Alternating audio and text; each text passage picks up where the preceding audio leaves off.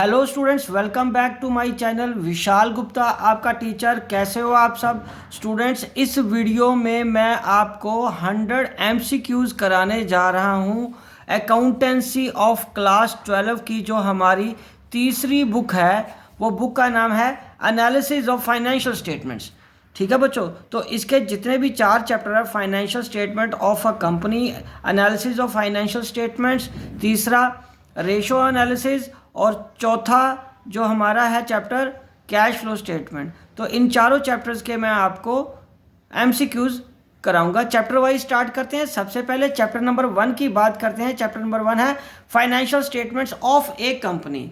तो बच्चों, इससे पहले कि मैं ये क्वेश्चन स्टार्ट कराऊं, आपको एक बार याद दिला देना चाहता हूं कि यदि आपने मेरे चैनल को सब्सक्राइब नहीं किया हुआ तो आप मेरे चैनल को सब्सक्राइब जरूर कर लीजिए। तो चलिए आगे बढ़ते हैं क्वेश्चन नंबर 1 की तरफ।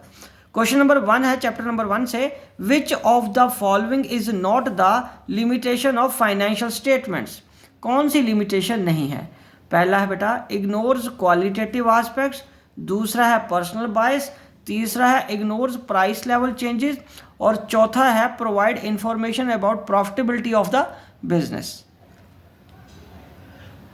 तो इसका मतलब ये जो फोर्थ है ये लिमिटेशन नहीं है। Option D is the right answer.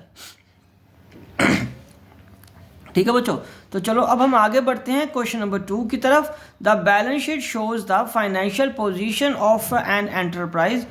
पहले क्या है? ऑप्शन ए ऑप्शन है over a period of time, दूसरा option during a period of time, C option for the period of time, और D option at a point of time. ठीक है बच्चों, तो चलो ये इसका आंसर क्या है? At a point of time. तो option D is the right answer. Question number 3 की तरफ बढ़ते हैं।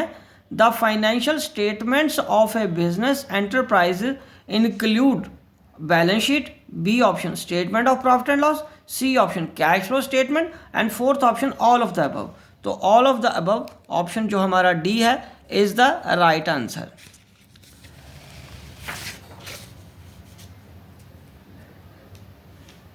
अब हम बात करेंगे क्वेश्चन नंबर 4 की। तो बच्चों क्वेश्चन नंबर 4 क्या कह रहा है? Which of the following statement shows the financial position of a company as at a given date. A क्या है बच्चों? Statement and profit and loss, B cash flow statement, C balance sheet, and D income statement. तो option C is the right answer. ठीक है जी। Question number 5, debentures redeemable after 10 years from the date of issue are known as long term borrowings, B other long term liabilities, C short term borrowings, and D other short term liabilities। तो right option क्या है? Option A. Option A is the right answer. और उसके बाद question number D. Question number D क्या कह रहा है? Name of the item out of the following which is shown as short term provision. पहला है प्रोविजन फॉर टैक्स, दूसरा interest accrued but not due, तीसरा है एम्प्लॉयज प्रोविडेंट फंड, एंड चौथा है इंटरेस्ट एक्रूड एंड ड्यू। तो option A is the right answer.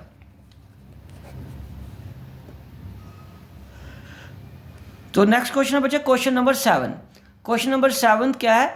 Share application money refundable is shown in the balance sheet as a other current liabilities, B other long term liabilities, C short term borrowings, D short term provisions। तो share application money refundable है जो, वो option A other current liability के अंदर आएगी। ठीक है जी। चलिए अब हम बात करते हैं क्वेश्चन नंबर 8 की। क्वेश्चन नंबर 8 क्या बच्चों? Mining rights are properties plants and equipment. B option है बच्चे इंटेंजिबल एसेट्स, सी ऑप्शन है intangible assets under development and capital WIP। तो राइट ऑप्शन क्या बचे? B intangible. माइनिंग राइट्स से जो राइट्स मिले हैं आपको, ये इंटेंजिबल फिक्स्ड एसेट्स है। Option B is the right answer.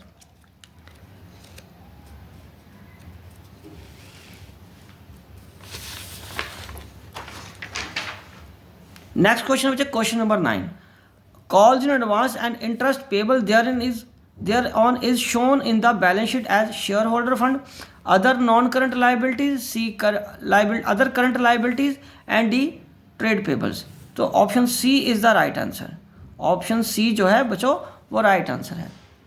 अब हम आगे बढ़ते बच्चों क्वेश्चन नंबर 10 की तरफ। Which of the following is not shown under the heading non current assets. A क्या है बच्चों, capital work in progress. B क्या है बच्चों, cash and cash equivalent. C क्या है option, fixed deposit with bank. और डी ऑप्शन क्या है, प्रॉपर्टी प्लांट एंड इक्विपमेंट। तो बच्चों ये किसके अंडर नहीं शो होगा, कैश एंड कैश इक्विवेलेंट, ये इसके अंडर नहीं आएगा नॉन करंट के अंडर।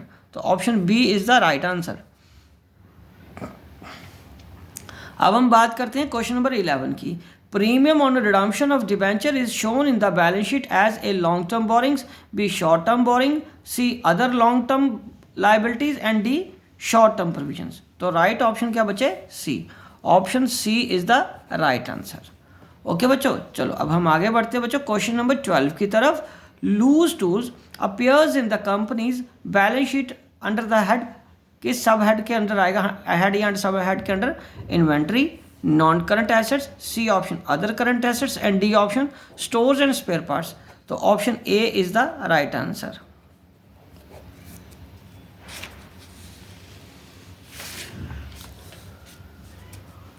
अब हम बात करें क्वेश्चन नंबर 13 की। क्वेश्चन नंबर 13 क्या कह रहा है, surplus that is balance in the statement of profit and loss account is shown in the balance sheet as share capital, B reserves and surplus, C other long term liabilities, D है other current liabilities. तो option है B reserves and surplus. तो option B. Okay बच्चों, चलो अब हम आगे बढ़ते हैं। Cash and cash equivalent does not include cheques, B balances bank, C bank deposit with more than 12 months maturity and D inventory. Cash and cash equivalent में क्या नहीं इंक्लूड होता, इन्वेंट्रीज। तो राइट ऑप्शन क्या बचे, option D is the right answer. चलिए अब हम आगे बढ़ते हैं क्वेश्चन नंबर 15 की तरफ। In a company's balance sheet provision for employees benefit to be settled within 12 months is shown under A non current liability, B current liability, C non current asset, D current asset. तो option B is the right answer.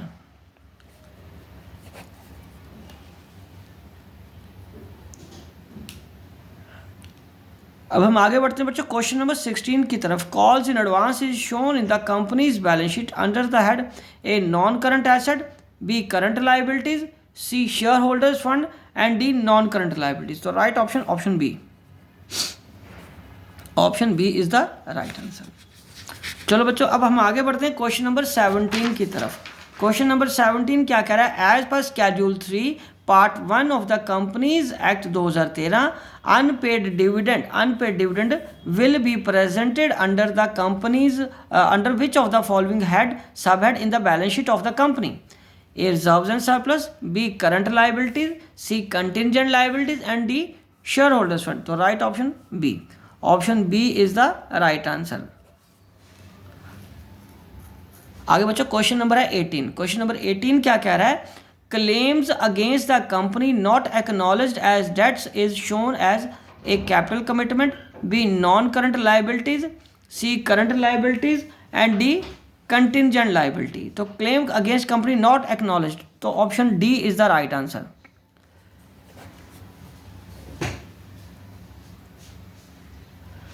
अब हम आगे बढ़ते हैं बच्चों question number 19 की तरफ। Which of the following is not presented under current liabilities in the balance sheet of a company, a short term borrowings, b deferred tax liability, c short term provisions and d trade payables। तो ये किसके under आएगा, not present under current liability, ये deferred tax liability के under नहीं आता। ये वाली आइटम करंट लाइबिलिटी के अंडर नहीं आती, मतलब option B is the right answer. अब हम बात करते हैं बच्चों क्वेश्चन नंबर 20 की। क्वेश्चन नंबर 20 क्या कह रहा है, which of the following item is shown under the head non current assets in the balance sheet of a company, A underwriting commission, B current investment, C inventory and D patents. तो ये option है हमारा option D. Option D is the right answer बच्चों।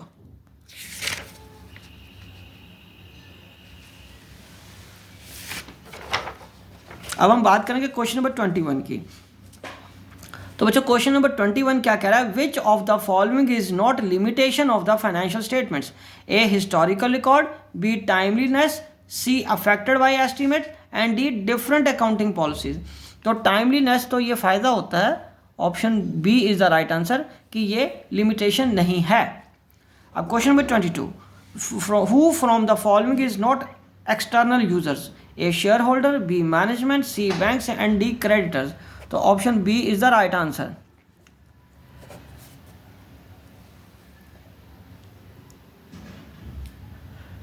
ठीक है बच्चों, चलें आगे। Question number 23, which of the following is not a part of employees benefit expenses? A wages and salaries, B bonus, C bank charges and D gratuity paid. तो option C, bank charges employee benefit expenses नहीं होता। Option C is the right answer here. Which of the following is not a nature of financial statements? वो कौन सा बच्चे? Recorded facts, accounting standards to be followed, qualitative elements are ignored and estimates are made. तो option C is the right answer. Next question है, if operating cycle can't be identified it is assumed to be a period of 10 month, B option 11 month, C option 9 month and D option 12 month. तो right option क्या बच्चों? 12 month. Option D is the right answer. Okay, अब हम आगे बढ़ते हैं question number 26 जो कि chapter number 2 financial statement analysis से आएगा। तो चलिए क्वेश्चन नंबर 26 स्टार्ट करते हैं। Which of the following is not an objective of analysis of financial statements? पहला क्या बच्चों? टू जज the financial health of the firm, B option है टू जज the short term and long term liquidity position of the firm, C option है to जज the reason for change in the profitability of the firm and D option है to जज the variations in the accounting practices of the business followed by the different enterprises. तो option D is the right answer.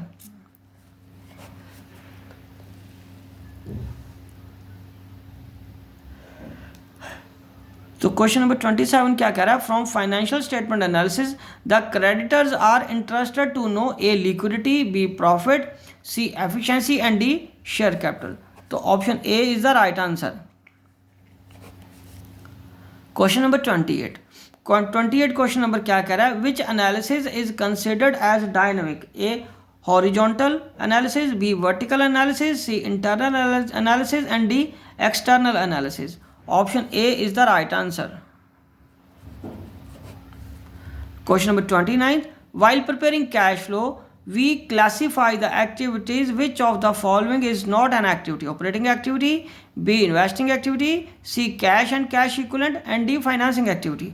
So option C is the right answer.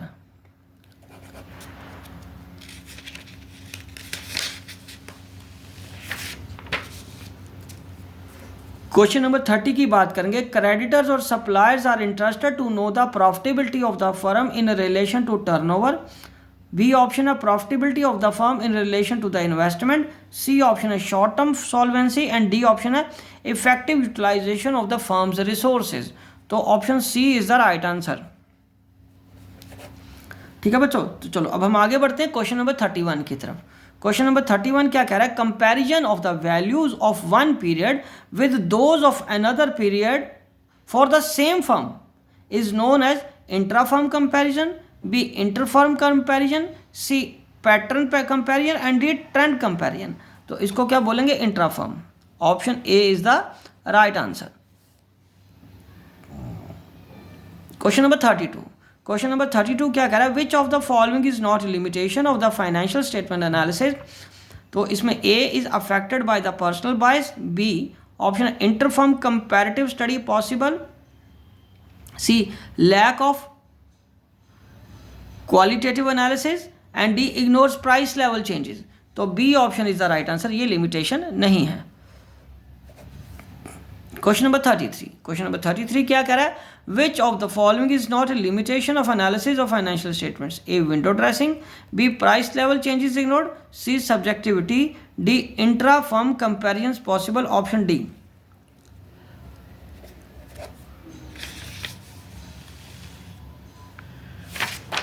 उसके बाद question number 34 क्या कह रहा है?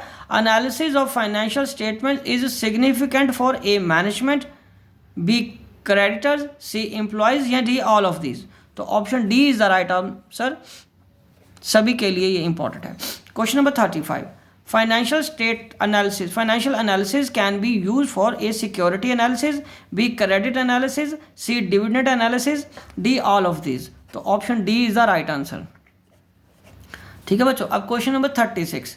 Question number 36 क्या कह रहा है? Comparison of financial statements of an enterprises are 2 और more accounting period is known as intra firm comparison, B time series analysis, 3 trend analysis, और या ऑल ऑफ दीज। तो all of these is the right answer.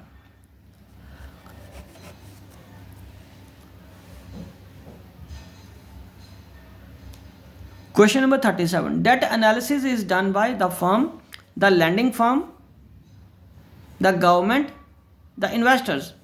Debt analysis firm करती है। Option A is the, कि कितना वो date लेने की काबिलियत है या कितनी कैपेसिटी है उनमें डेट लेने की। और 38. Credit analysis is done by the a new customer, a dealer, both A and B, and D none of these. तो option C is the right answer.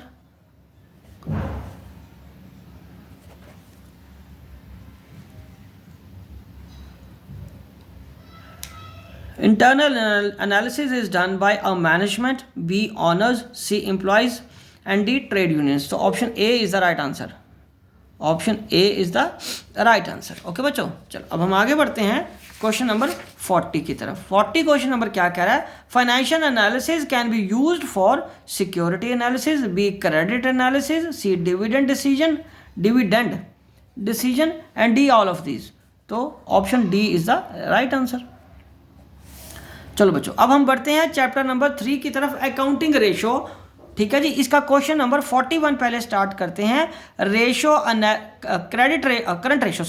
Current ratio is a type of solvency ratio, B liquidity ratio, C activity ratio, या D profitability ratio. तो liquidity ratio is the right answer. और question number 42 क्या कहता है? Quick ratio is also known as liquid ratio, current ratio, working capital ratio, none of these. तो option A is the right answer. अब हम बच्चे question number 43। What is ideal ratio for current ratio? 2:1, 1:1, 1:2 and none of these. तो right answer current ratio के लिए option A. Question number 44। What is ideal ratio for liquidity ratio? Option A क्या है? 2:1, option B है 1:1, option C 1:2 and D none of above. तो option B is the right answer. Question number 45। A transaction involving decrease in the both current ratio and quick ratio is cell of non current assets for cash, B sale of stock in trade at loss, C cash payment of a current liability, D purchase of stock in trade on credit. तो option D is the right answer. उसके बाद हम आगे बढ़ते हैं बच्चा question number 46। While computing current ratios, current assets do not include loose tools and stores and spares, B option provision for doubtful debts, C option prepaid expenses, and D option both A and B. तो option D is the right answer. Question number 47। Which of the following not an activity ratio? Inventory turnover ratio, B interest coverage ratio, C working capital turnover ratio, and D trade receivable turnover ratio. तो option क्या बचे? Option B is the right answer. हम आगे बढ़ते हैं question number 48 की तरफ। Question number 48 क्या कह रहा है बच्चों? Name the difference between revenue from operations and operating profit. उसको हम क्या बोलते हैं? रेवेन्यू फ्रॉम ऑपरेशन मतलब नेट सेल और प्रॉफिट, ऑपरेटिंग प्रॉफिट का डिफरेंस क्या आएगा? ऑप्शन ए है ग्रॉस प्रॉफिट, ऑप्शन बी है ऑपरेटिंग प्रॉफिट, ऑप्शन सी है ऑपरेटिंग कॉस्ट, और ऑप्शन डी है नेट प्रॉफिट बिफोर टैक्स। तो option C is the right answer. Option C is the right answer. अब बच्चों आगे बढ़ते हैं क्वेश्चन नंबर 49 की तरफ। Which of the following will increase quick ratio without affecting current ratio? A क्या बच्चों? Sale of stock at loss, B है sale of stock at profit, C है sale of non current investment and cost, and D है sale of cost at stock. तो D option है without affecting current ratio, क्योंकि इसमें sale of stock, अगर stock minus होगा तो cash plus हो जाएगा। तो option D is the right answer. अब हम आगे बढ़ते बच्चे क्वेश्चन नंबर 50 की तरफ। Name the aggregate of share holders fund and total fund debts. तो पहला ऑप्शन है टोटल डेट्स, दूसरा ऑप्शन है कैपिटल एम्प्लॉयड, तीसरा ऑप्शन है जिसको हम सी ऑप्शन कहते हैं total assets, and D option है नॉन करंट एसेट्स। तो राइट ऑप्शन क्या बचे? Option B. Option B is the right answer. अब हम आगे बढ़ते हैं बच्चों क्वेश्चन नंबर 51 की तरफ। तो क्वेश्चन नंबर 51 क्या कह रहा है? A transaction involving a decrease in the debt equity ratio and increase in the current ratio is issue of debenture against the purchase of fixed assets, B है issue of debentures for cash, C है redemption of preference shares by cash, and D है issue of equity shares for cash. तो option D is the right answer. अब हम आगे बढ़ते हैं question number 52 की तरफ। Two basic measures of liquidity are A inventory turnover ratio and quick current ratio, B option है current ratio and quick ratio, C option है GP ratio and operating ratio, D option है current ratio and working turnover ratio. तो option B is the right answer. Option B क्या है? Right answer. अब हम आगे बढ़ते बच्चे क्वेश्चन नंबर 53 की तरफ। तो क्वेश्चन नंबर 53 क्या है? To assess the operating efficiency with which resources are utilised we may use GP ratio, B option inventory turnover ratio, C option working capital turnover ratio, and D option B and C. तो operating efficiency के लिए inventory turnover ratio और working capital turnover ratio दोनों calculate कर सकते हैं। Option D is the right answer. अब हम बात करते हैं बच्चे आगे question number 54। Higher the ratio the more favourable it is doesn't stand true for A liquidity ratio, B net profit ratio, C operating ratio, and D inventory turnover ratio. Option C is the right answer. ठीक है बच्चों, अब हम आगे बढ़ते हैं question number 55 की तरफ। तो क्वेश्चन नंबर 55 क्या कह रहा है? liquidity ratios are expressed in a percentage, B pure ratio, C times and D fraction। तो option B is the right answer. अब हम आगे बढ़ते हैं बच्चों क्वेश्चन नंबर 56 की तरफ। Solvency ratios are expressed in A pure ratio, B percentage, C fractions and D times. तो option B, option A is the right answer.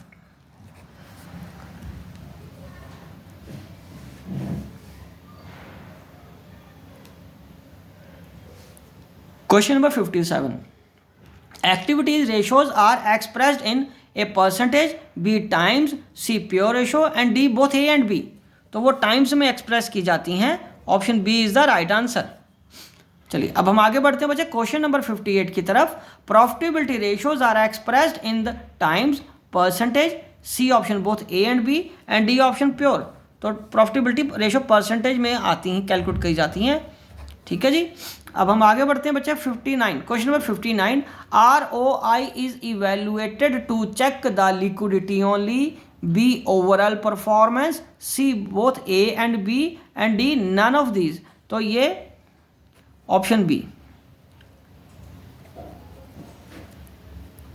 अब हम आगे बढ़ते हैं बच्चों क्वेश्चन नंबर 60 की तरफ। क्वेश्चन नंबर 60 क्या कह रहा है? ऑपरेटिंग रेशियो का percentage plus dash is equal to 100%।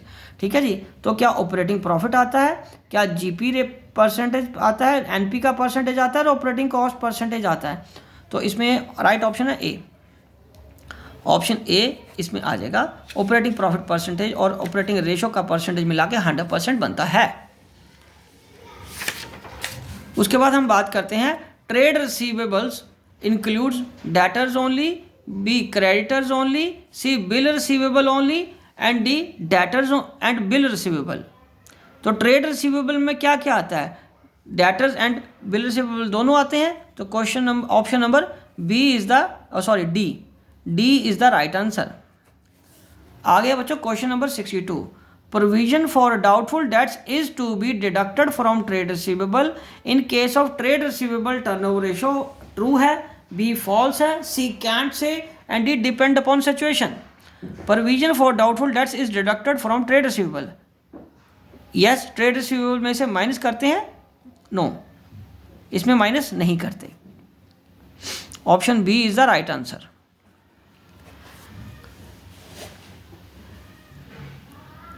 वो करंट रेशियो में माइनस करते हैं। अब हम बात करते हैं बच्चे क्वेश्चन नंबर 63 की। क्वेश्चन नंबर 63 क्या है? Proprietary ratio may be expressed as pure ratio only, B percentage only, C both A and B, and D none of these. Proprietary ratio percentage as well as pure ratio दोनों में हम express कर सकते हैं। Option C is the right answer. अगला question है 64, which of the following is not a limitation of ratio analysis? A false result, B window dressing, C useful for forecasting and D personal bias. तो option C वो एक limitation नहीं है। Question number 65, ideal ratio for debt equity ratio क्या है? 2:1, 1:1, 1:2 and none of above. तो option ए।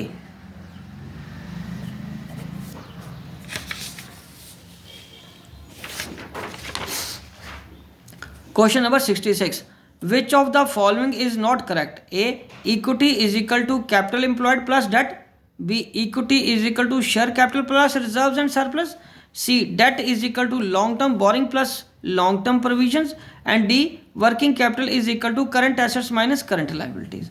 तो option A is the right answer. अब हम आगे बढ़ते हैं बच्चों क्वेश्चन नंबर 67 की तरफ। क्वेश्चन नंबर 67 क्या है? Repayment of current liability will impact the current ratio in following way. वो कौन सा तरीका है? पहले improve the ratio, B reduce the ratio, C no impact and D none of this. तो option A is the right answer. Question number 68, purchase of inventory for cash will have following effect on the quick ratio? A reduce, B improve, C no impact, D can't be determined. तो option A is the right answer.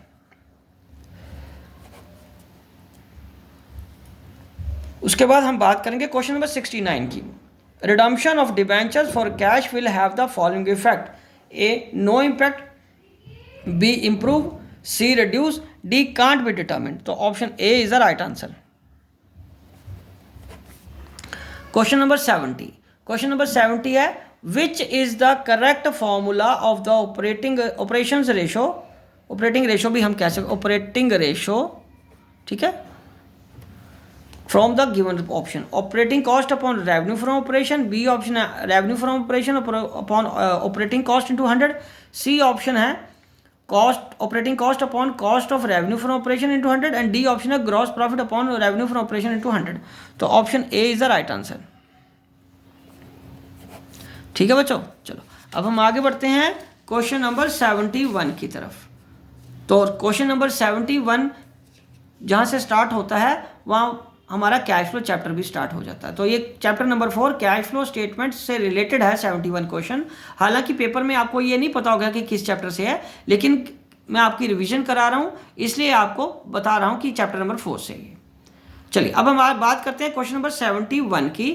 Dividend received by other than financial enterprise is shown in the cash flow under operating ratio, B investing operating activities, investing activities, financing activities and journal activities. Option B, option B is the right answer. उसके बाद payment of income tax is shown as A operating activity, B investing activity, C financing activity and D cash and cash equivalent. Option A is the right answer. Question number 73, question number 73 क्या कह रहा है? Dividend paid in by a finance company is shown as cash and cash outflow under operating activities, B investing activities, C financing activities and D none of these. Option C is the right answer. Question number 74, which of the following is shown under the financing activity? A interest paid, B commission received, C cash received against sale of goods and D cash paid for purchase of goods. Option A is the right answer. Question number 75. Question number 75 क्या कह रहा है? Which of the following is not added as the non-cash expenses? Goodwill amortized, B depreciation, C interest on debentures etc. and D all of these. तो option C interest on debenture. Option C is the right answer.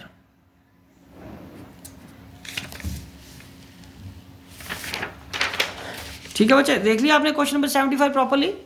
ये रहा question number 75। चलिए अब हम आगे बढ़ते हैं बच्चे क्वेश्चन नंबर 76 की तरफ।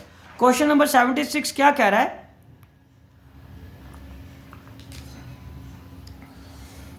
Which of the following will result in the flow of cash? A purchase of furniture by issue of debentures. B. Discount received from suppliers on making payment. C. Conversion of debentures into shares. And D. Redemption of debentures. तो option D is the right answer. Question number 77। Question number 77 क्या कह रहा है? Issue of shares for consideration other than cash will result in A inflow of cash, B outflow of cash, C no flow of cash, D none of these. तो option C is the right answer. Next question है question number 78। Which of the following is not a limitation of cash flow statement? A historical in nature, B assessment of liability, C reasons for cash position, and D no accuracy test of cash flow statement. Option C is the right answer. Question number 79। Question number 79 क्या कह रहा है? Cash and cash equivalent does not include A cash, B bank balance, C short term investments, D short term advances. तो option क्या नहीं आएगा? Short term advances नहीं आएगा। Option D is the right answer here. Question number 80। बच्चों question number 80 क्या कह रहा है?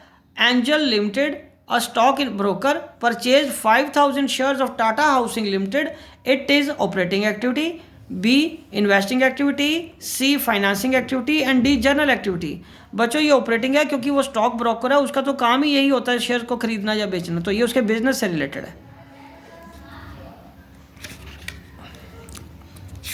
अब हम आगे बढ़ते हैं क्वेश्चन नंबर 81 की तरफ। तो बच्चों क्वेश्चन नंबर 81 क्या कह रहा है? In cash flow statement interest paid on debentures will be shown under A operating activity, B financing activity, C investing activity, and D both operating and financing activity। तो option B is the right answer. Question number 82। बच्चों question number 82 क्या कह रहा है? Which of the following transactions will result in the flow of cash? A deposited ₹20,000 into bank, B cash withdrawn from bank, C sale of machinery for cash, and D issue of debentures to vendor machinery. Option C is the right answer. अब हम आगे बढ़ते हैं बच्चों question number 83।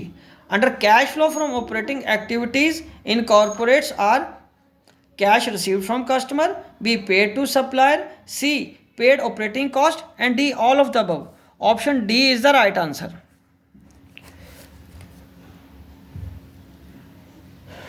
Question number 84। Increase in the amount of bill receivable results in decrease in cash, B increase in cash, C change in cash, and D all of the above. तो option A is the right answer here. बच्चों ये terminology सारी आपको अच्छे तरीके से याद होनी चाहिए। चलिए अब हम आगे बढ़ते हैं क्वेश्चन नंबर 85 की तरफ। Which of the following is considered as cash equivalent? Marketable securities, B debtors, C investment, D bill of exchange. तो option A is the right answer. ठीक है बच्चों। अब हम बच्चों क्वेश्चन नंबर 86। क्वेश्चन नंबर 86 क्या है बच्चों? Cash flow statement is based on accrual basis of cash, B cash basis of accounting, ये अक्रूवल बेसिस ऑफ अकाउंटिंग बोलना था मेरे को, और बी ऑप्शन है cash basis of accounting, C accounting equation, D none of these. तो वो किससे बन रहा है? कैश बेसिस से। Option B. अब हम आगे बढ़ते हैं बच्चों question number 87। Which of the following is not a source of finance? Fixed assets, B debentures, C bank overdraft, D bank loan. तो fixed assets option A is the right answer. ठीक है बच्चों। अब है आगे question number 88। Cash credit is considered with financing activity, B investing activity, C operating activity, and D cash and cash equivalent. Option A is the right answer. बच्चों question number 89। A decrease in the balance of accounts receivable, A operating activity, B investing activity, C financing activity, and D none of these. Option A is the right answer.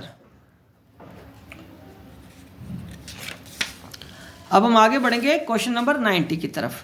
बच्चों question number 90 क्या कह रहा है? Cash from operating activities will decrease due to increase in current asset, B decrease in current liability, C neither of the two, and D both A and B above. Option D is the right answer.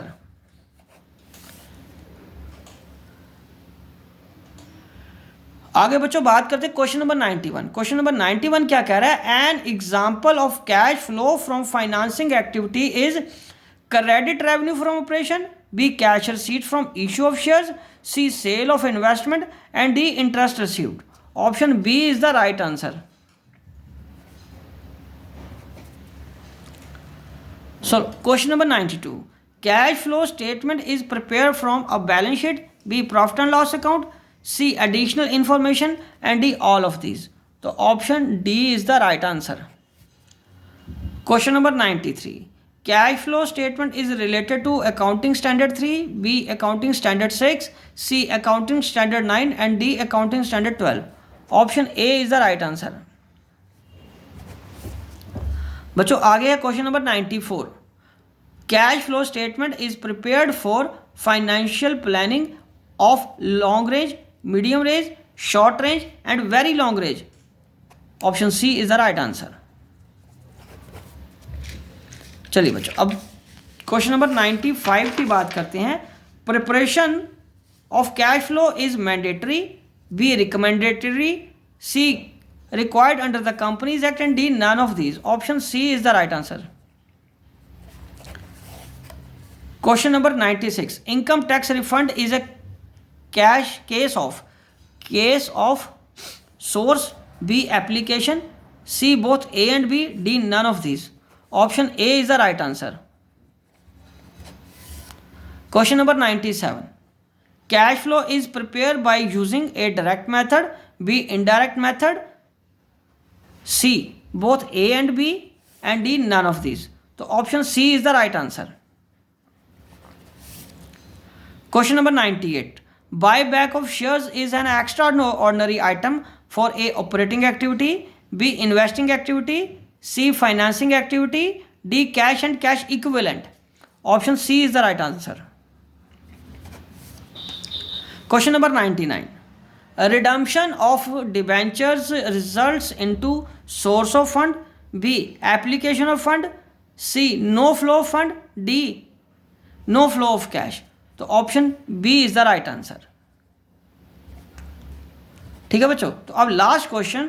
The invest statement that shows a company's cash situation is called. क्या उसको cash flow statement बोलते हैं, क्या income statement बोलते हैं, क्या balance sheet बोलते हैं, या नन ऑफ द अबव.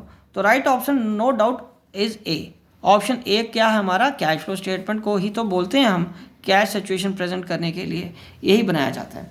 तो बच्चों इसी के साथ ये क्वेश्चन भी कंप्लीट हो गए और ये मैं वीडियो यही कंक्लूड करता हूँ. आई होप कि आपको अच्छे से समझ आ गया होगा.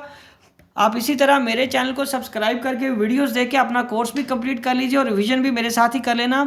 ओके जी, विशिंग यू गुड लक. इसके बाद मेरी अगली वीडियोज़ जो कंपनीज अकाउंट वाली बुक पे है उसको देखना ना भूलना. बड़ी जल्दी वो वीडियो भी आपको मैं दे दूंगा. ओके जी, विशिंग यू गुड लक.